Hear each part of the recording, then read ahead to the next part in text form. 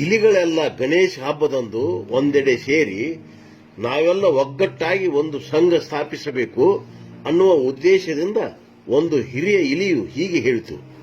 ವಿಘ್ನ ನಿವಾರಕನಾದ ಗಣಪತಿಗೆ ಪೂಜೆಯಲ್ಲಿ ಅಗ್ರಸ್ಥಾನವಿದೆ. ಅಂಥವನ ವಾಹನವಾದ ನಾವು ಸಾಮಾನ್ಯರಲ್ಲ.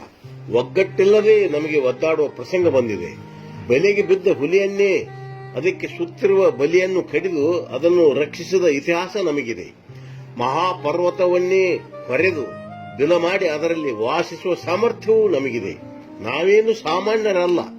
ಆದ್ದರಿಂದ ನಾವು ನಮ್ಮ ಸಂಘ ಸ್ಥಾಪಿಸಿ ಯಾವುದಾದರೊಂದು ರಾಜಕೀಯ ಪಕ್ಷ ಸೇರಿ ನಮ್ಮ ಭವಿಷ್ಯವನ್ನು ಉಜ್ವಲಗೊಳಿಸಿಕೊಳ್ಳೋಣ ಎಂದಿತು. ಎಲ್ಲ ಇಲಿಗಳು ಒಕ್ಕೊರಲಿನಿಂದ ಆಗಲಿ ಆಗಲಿ ಎಂದು ಕೈ ಎತ್ತಿದವು. ಮತ್ತೆ ಮಾತು ಮುಂದುವರಿಸಿ ಯಾವ ಪಕ್ಷ ಸೇರೋಣ ಎಂದು ಕೇಳಲು ಮತ್ತೊಂದು ತರುಣ ಇಲಿ ವೇದಿಕೆಗೆ ಬಂದು, ಈಗ ನಮ್ಮ ಕಣ್ಣು ಮುಂದೆ ಬಲವಾದ ಪಕ್ಷಗಳೆಂದರೆ ಒಂದು ಬೆಕ್ಕಿನ ಪಕ್ಷ, ಇನ್ನೊಂದು ಹಾವಿನ ಪಕ್ಷ.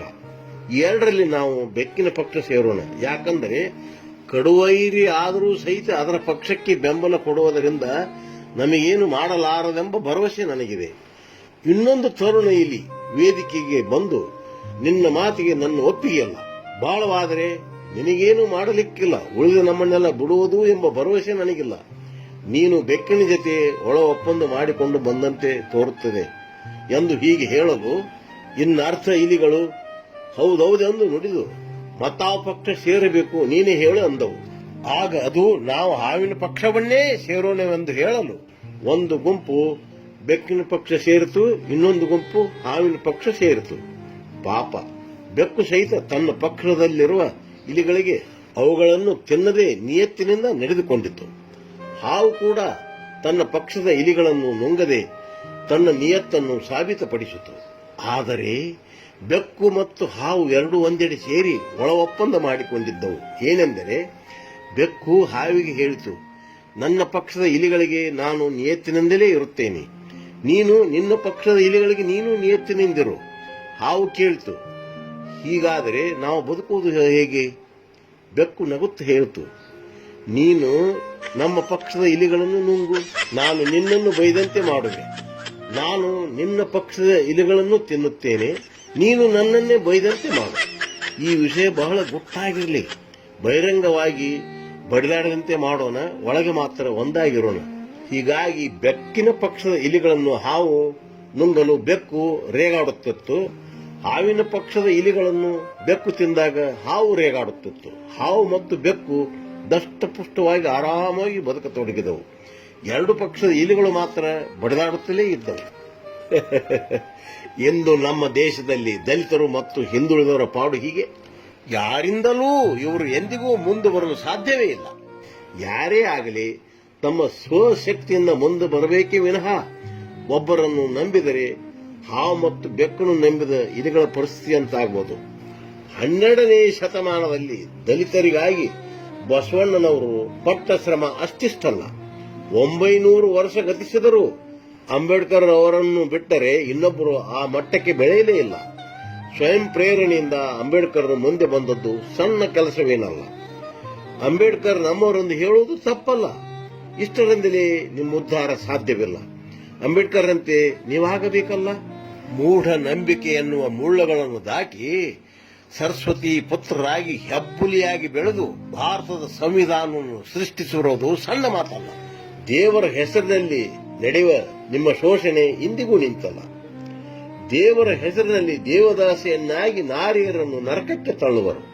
ದೇವರೇ ಬಂದಿವರಿಗೆ ಮಕ್ಕಳು ಹುಟ್ಟಿಸುವನೇ ಯೋಚಿಸರು. ದೇವರು ಮಾಡಿದ ಕರ್ಮವು ಬುದ್ಧಿಜೀವಿಗಳ ಮರ್ಮವು. ದಲಿತರನ್ನು ದಾರಿ ತಪ್ಪಿಸಿ ತೀಟಿ ತೀರಿಸಿಕೊಳ್ಳುವವರನ್ನು ಭೇಟಿಯಾಡುವರಿಲ್ಲವಲ್ಲೋ ಶಿವಶಿವ ಕುಡದಾಳ ಶ್ರೀ ವೀರ ಬಸವೇಶ್ವರ. ಯತಿಯಂತೆ ಬದುಕಿದರು, ವ್ಯಥೆಯನ್ನು ನುಂಗಿದರು, ಅತಿ ಅವಮಾನದ ದಳ್ಳುರಿಯಲ್ಲಿ ಬೆಂದರು, ಹಿತ ಬಯಸದವರಿಗೂ ಅತಿ ವಿನಯ ತೋರಿದರು. ಶತಶತಮಾನಗಳಿಂದ ನೂಂಡು ನಗುವ ಹರಿಜನರಿಗಿಂತ ಹಿರಿಜನರುಂಟೆ ಶಿವಶಿವ ಕುಡದಾಳ ಶ್ರೀ ವೀರ ಬಸವೇಶ್ವರ. ದಲಿತರನ್ನು ದುಡಿಸಿ ಬಲಿತವರೇ ಅವರನ್ನು ಕಸಕ್ಕಿಂತ ಕಡಿಯಾಗಿ ಕಂಡರು. ಮೂಢನಂಬಿಕೆ ಬಗಿಸಿದರು, ಗಾಢಾಂಧಕಾರಕ್ಕೆ ತಳ್ಳಿದರು. ಬಾಳನ್ನು ನರಕಾಗಿಸಿದವರನ್ನೇ ದೇವರೆಂದರಿವರು. ಸೂರ್ಯ ಹಾಕುವವನ ಮುಂದೆ ಚೀರಿ ಕೋಳಿ ಕಣ್ಣೀರಿಟ್ಟಂತಾಯ್ತಲ್ಲೋ ಇವರ ಗೋಳು. ಶಿವಶಿವ ಕುಡದಾಳ ಶ್ರೀ ವೀರ ಬಸವೇಶ್ವರ. ಕನಕದಾಸರು ಪಟ್ಟ ಪಾಡು ಅಷ್ಟಿಷ್ಟಲ್ಲ.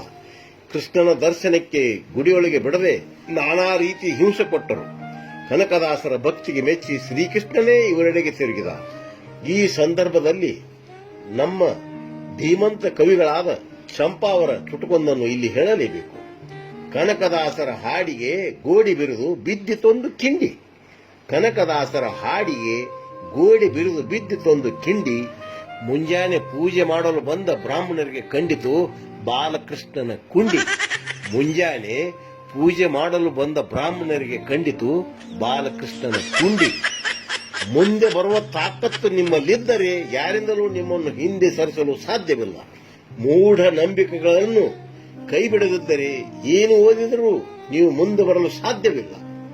ವಿದ್ಯಾವಂತ ಯುವಕರು ನಿಮ್ಮ ಮನೆಯಲ್ಲಿರುವ ಮೂಢ ನಂಬಿಕೆಗಳನ್ನು ಬಿಡಿಸಿರಿ. ದುರ್ಗಮ್ಮ ಹುಲಿಗಮ್ಮ ದೇವರ ಗುಡಿಗೆ ಹೋಗುವಾಗ ಹೂ ಹಣ್ಣು ಕಾಯಿಗಳನ್ನು ತೆಗೆದುಕೊಂಡು ಹೋಗುವಂತೆ ಒತ್ತಾಯಿಸಿರಿ. ಹಗ್ಗ ಕಟ್ಟಿ ಕುರಿಯನ್ನು ಎಳೆದುಕೊಂಡು ಹೋಗೋದನ್ನು ನಿಲ್ಲಿಸಿರಿ. ಕೇಳಿರಿ ವಚನ. ಮುಂಬಾಗಿಲಿನಿಂದ ಬಂದವರೆಲ್ಲರೂ ಮೇಲು ಕೀಳೈಕೆ, ಹಿಂಬಾಗಿಲಿನಿಂದ ಆರೂ ಬಂದಿಲ್ಲ ಅನುಮಾನವೇಕೆ. ತುಂಬು ಹೃದಯದವರು ಇಂಬುಗೊಡರು ಜಾತಿ ಭೇದಕ್ಕೆ, ಉಂಬುವ ತುತ್ತಲ್ಲಿಡೋರು ಉತ್ತಮರು, ಮೇಲೆ ಬಾಯಲ್ಲೋ ಮತ್ತಿನ್ನೆಲ್ಲೋ. ಶಿವಶಿವ ಕುಡದಾಳ ಶ್ರೀ ವೀರ ಬಸವೇಶ್ವರ. ನೀವು ಮೂಢನಂಬಿಕೆ ಬಿಡದಿದ್ದರೆ ಬಸವಣ್ಣನವರು ಎಷ್ಟು ಸಾರಿ ಅವತರಿಸಿದರು ಮತ್ತು ಡಾಕ್ಟರ್ ಅಂಬೇಡ್ಕರ್ ಅಂತ ಮಹಾ ಮೇಧಾವಿ ಎಷ್ಟು ಸಾರಿ ಜನಿಸಿದರು ನಿಮ್ಮನ್ನು ಉದ್ಧರಿಸಲು ಸಾಧ್ಯವಿಲ್ಲ. ಇಂದಿನಿಂದಲೇ ಮೂಢನಂಬಿಕೆ ಎನ್ನುವ ಪಿಶಾಚಿಯನ್ನು ಬಿಟ್ಟು ಓಡಿಸುವ ಸಂಕಲ್ಪ ಮಾಡಿರಿ. ಡಾಕ್ಟರ್ ಅಂಬೇಡ್ಕರ್ ಮೂಢನಂಬಿಕೆಗಳನ್ನು ದೂಡಿ ಸರಸ್ವತಿಯ ಕೃಪೆಗಾಗಿ ಘೋರ ತಪಸ್ಸು ಮಾಡಿ ಹೆಬ್ಬುಲಿಯಾಗಿ ರೂಪುಗೊಂಡರು.